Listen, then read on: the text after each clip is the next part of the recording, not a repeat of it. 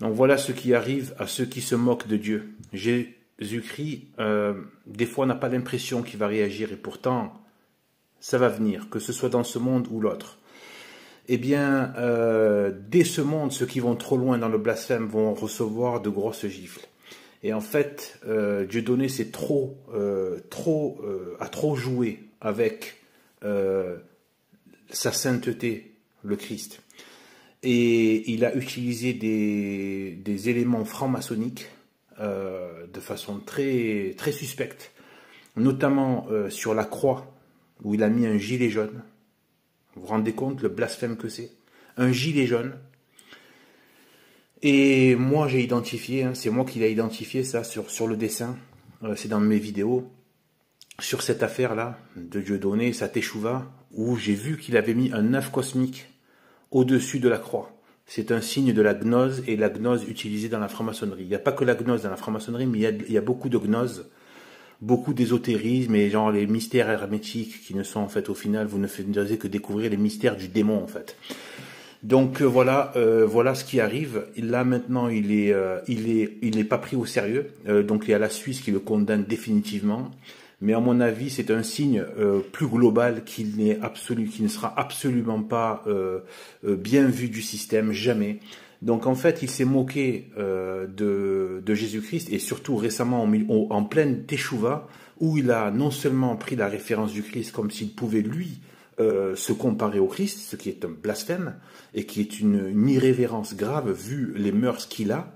Hein, même les plus grands saints, les plus grands pères de l'Église se sont humiliés devant Jésus-Christ. Et même Saint Pierre n'a pas voulu être crucifié comme Jésus-Christ. Et lui, il a voulu se faire prendre pour un Jésus-Christ. Eh bien, et en plus, il a programmé son spectacle démoniaque avec Francis Lalanne un 7 avril, jour de la crucifixion, donc jour, voilà, donc de Pâques. Hein, et enfin de Pâques, non, de la semaine de Pâques, de la semaine sainte. Et donc le jour de la crucifixion, eh bien, il a été, on voit, par contre, il y a des péchés c'est ce qu'on appelle des péchés qui crient vengeance au ciel, c'est-à-dire que la vengeance n'attend pas la mort, elle frappe instantanément sur place. C'est tellement grave que Dieu n'attend pas. Donc il s'est permis de faire tout ça, regardez maintenant, c'est lui qui est moqué.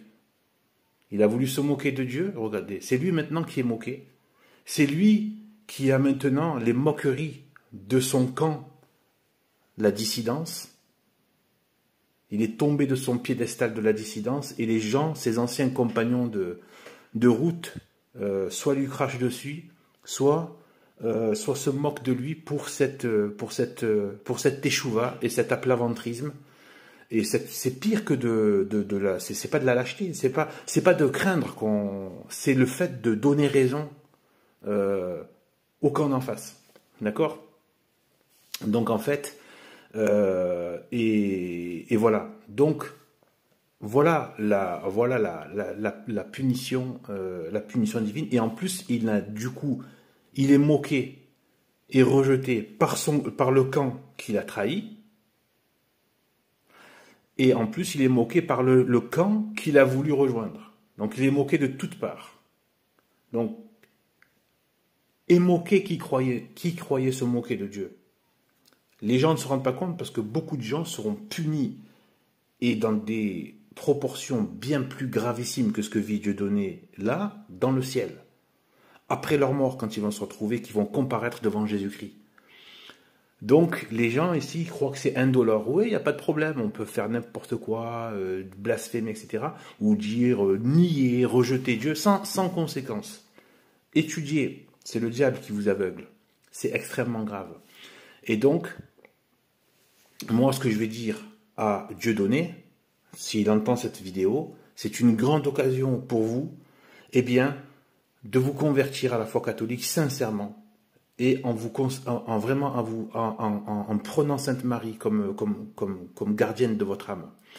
C'est une grande occasion, c'est peut-être une grande grâce de vous montrer à quel point votre misère et votre néant, à quel point vous souffrez de votre orgueil. L'orgueil que le diable insuffle aux hommes ne leur fait pas de bien.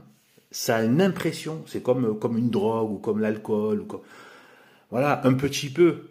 Hein, voilà. Bon, je suis pas en train de dire qu'il faut jamais boire un verre, mais bon, on se comprend. C'est par rapport au côté drogue. La drogue, c'est comme ça. Ça peut donner un petit, les drogues, une espèce d'effet où on se croit waouh, etc. Et puis après, il y a tous les effets secondaires et catastrophiques. D'accord? Voilà. Eh bien, j'espère que ce sera une occasion de conversion plutôt qu'une occasion juste d'opprobre.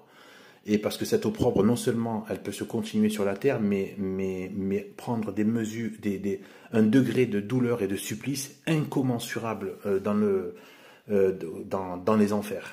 Voilà, donc Dieu donné, je pense, c'est une bonne occasion de vous convertir. Voilà, vous avez assez de fric, arrêtez de pleurer, de faire semblant que je sais pas quoi.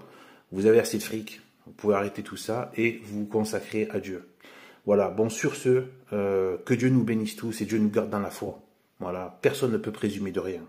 Voilà, y compris moi qui vous parle. Si ça se trouve, c'est moi demain qui deviendra un Dieu comme Dieu donné. Je n'en sais rien. Si Dieu me lâche, si je suis livré à moi-même, je ferai comme lui, voire pire. D'accord? Mais en Dieu et par Jésus-Christ et que par lui, parce qu'il a dit sans moi vous ne pouvez rien faire, et demander les choses du ciel, c'est ce qu'il faut faire. Voilà, s'en remettre à Dieu et demander les choses du ciel, dont les vertus bon, spirituelles, les vertus cardinales, théologales. Bon, eh bien, sur ce, ben, à plus tard.